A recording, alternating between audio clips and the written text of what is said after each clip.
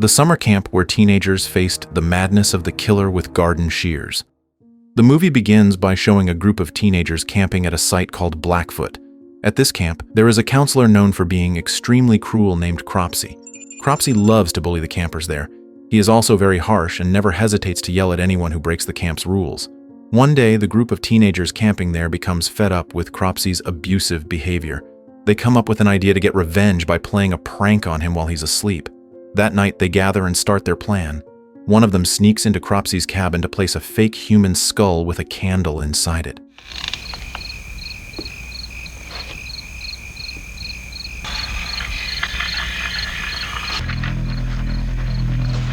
After lighting the candle, he quickly leaves the room. Then, his friends begin banging on Cropsy's window repeatedly to wake him up. Hearing the noise, Cropsy wakes up, only to be terrified when he sees the human skull near his bed. Shocked, Cropsy accidentally drops the candle-filled skull onto his bed.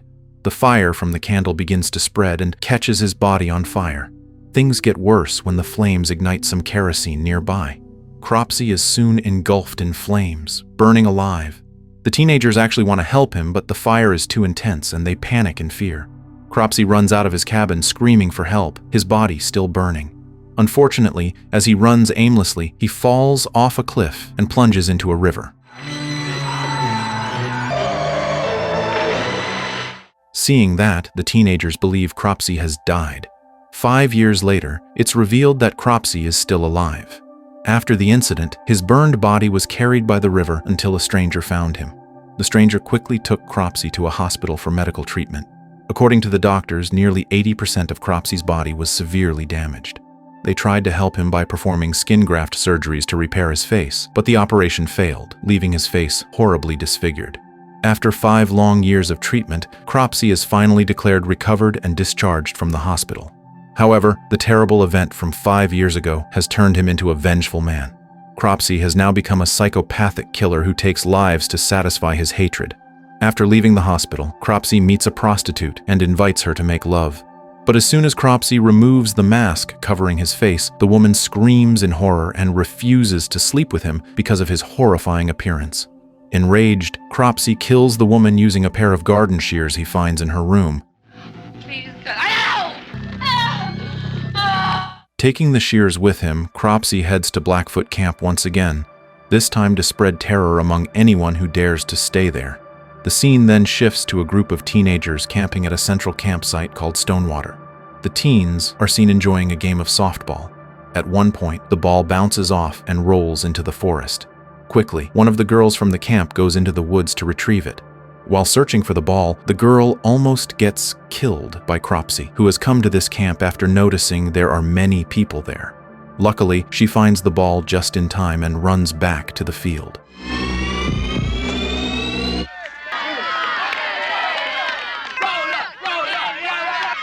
That night, the campers have dinner together. But every time I think he's serious and I really start, and you're not interested. I can't. The next morning, a girl named Sally wakes up earlier than the others and goes to the bathroom to freshen up. While she is showering, Sally is startled by a mysterious figure, causing her to scream hysterically. Her terrified scream is immediately heard by her friends who have just woken up. Michelle, one of the camp counselors, rushes to the bathroom to check on her. There, Michelle finds a camper named Alfred, who has been bothering Sally. Michelle quickly comforts Sally, while Alfred runs away. Fortunately, another counselor named Todd catches Alfred. Alfred admits that he only wanted to scare Sally, not harm her. Todd and Michelle scold Alfred and tell him never to do that again.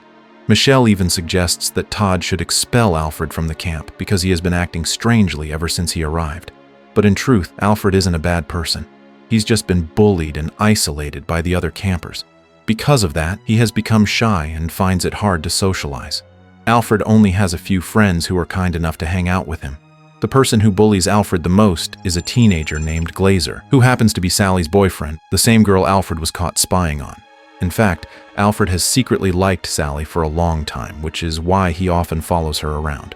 After being scolded by Todd, Alfred heads back to his cabin. The supervisor or Glazer? What about Glazer? Soon after, Glazer storms in and angrily confronts him for daring to mess with Sally.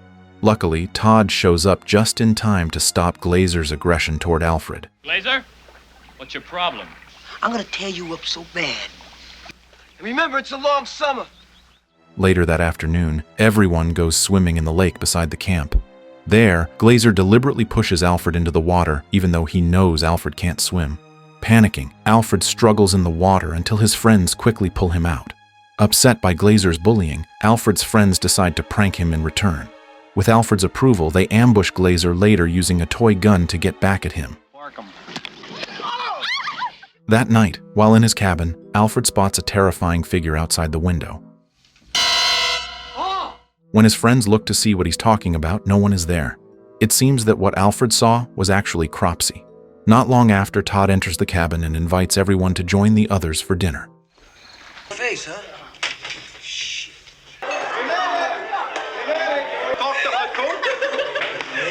The next morning, the group prepares for an outdoor camping trip in the wilderness. To reach the new campsite located across the lake, they must travel by canoe. During the trip, everyone appears cheerful and excited.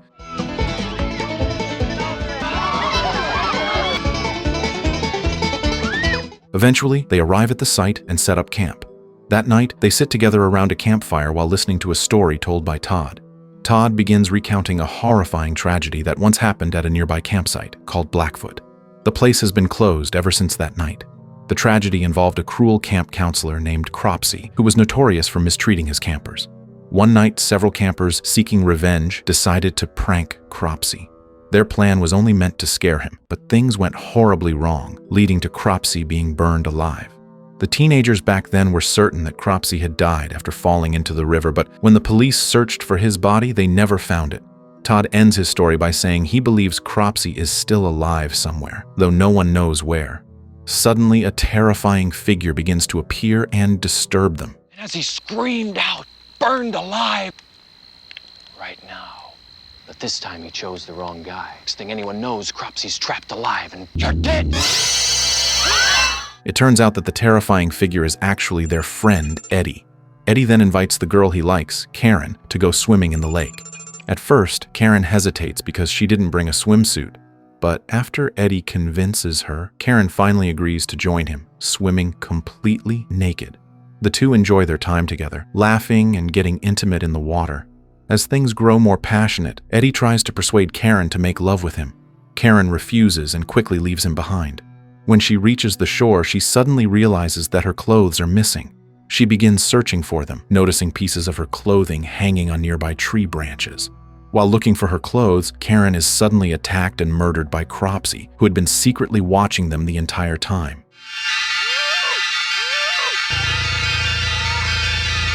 The next morning, Eddie is approached by Michelle and Todd.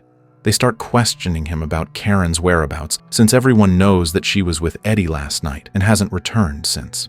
Eddie explains that the two of them had an argument, after which Karen walked off, and he assumed she had gone back to camp. Shortly after, some of the other campers report to Michelle that all their canoes have mysteriously disappeared. Because of this, they have no way to return to the main Stonewater camp. The group decides to build new canoes from logs. Why don't we just walk back? You know, you've never failed us. How about a big speedboat with a Merc engine? Hey guys, look what I found.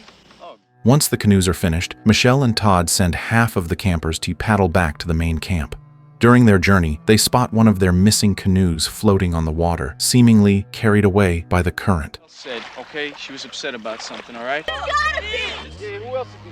They approach it, unaware that Cropsy is hiding inside. Without warning, Cropsy attacks and brutally murders all of them with his garden shears.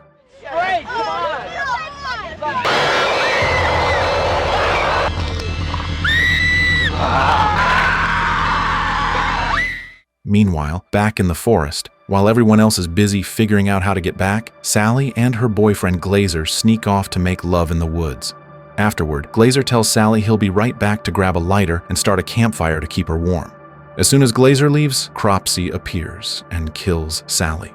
Moments later, Glazer returns thinking Sally is just asleep, but when he gets closer, he realizes she's dead. Suddenly, Cropsy emerges from the shadows and savagely kills Glazer as well. Alfred, who had secretly followed Glazer earlier, witnesses the entire gruesome scene. Horrified, he runs off to tell Todd what he just saw. At first, Todd doesn't believe him and thinks Alfred is joking. To prove his words, Alfred takes Todd to the spot where Glazer's body lies. Todd is shocked to find Glazer dead in such a brutal state. However, without either of them realizing it, Cropsy is lurking nearby. He suddenly strikes Todd on the head, knocking him unconscious, then immediately chases after Alfred, intent on killing him next.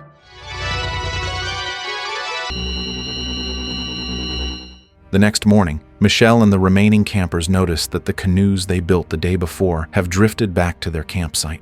Strangely, none of the campers who were sent to get help from the main camp are on board. Concerned, Michelle swims out to the canoes to investigate. When she climbs onto one of them, she is horrified to discover the lifeless bodies of her friends. The sight shocks everyone, filling the surviving campers with fear and grief.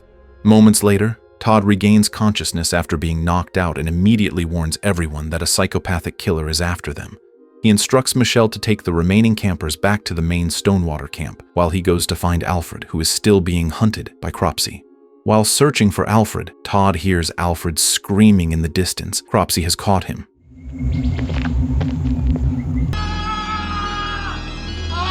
Todd rushes toward the sound and eventually finds an old, abandoned building. He enters it, determined to rescue Alfred. Inside, Todd finally comes face to face with Cropsy.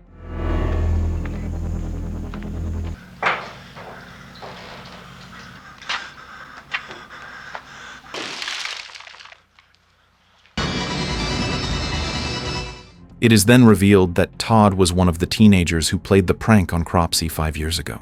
During that tragic night, Cropsy managed to remember only Todd's face. Now, he wants revenge on the person who ruined his life. Cropsy plans to burn Todd alive so he can feel the same agony Cropsy suffered for the past 5 years. A brutal fight breaks out between Todd and Cropsy.